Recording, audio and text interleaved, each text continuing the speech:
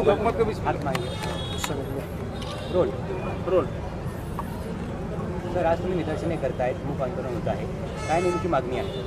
मागणी अशी आहे की जे यामध्ये ज्या लोकांचा इन्व्हॉल्व झालेला, ज्या लोकांनी बलात्कार केला, त्या लोकांना फाशी दिली पाहिजे, यासाठी आमचं आज आंदोलन होता.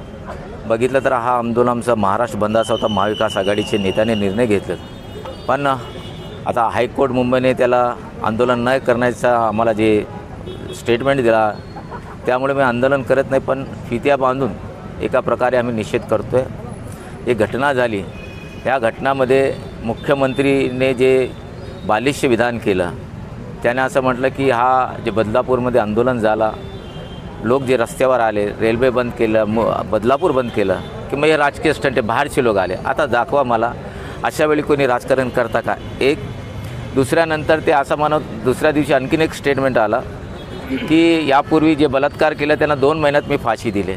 मला दाखवा असं कुठं आहे का?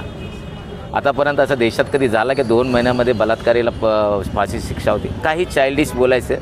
आणि गृहमंत्री जे देवेंद्र फडणवीस आहे, याबद्दल त्याने भ्रम पण काढलेला नाही. आमची मागणी आहे ना, फाशी द्या. माँ की, बेटी की, बहन की किस्मत सुधार दो. जितना प्यार चाहिए उतना प्यार दो. न करो पैरवी अदालत की, हर बलात्कारी को गोली मार दो.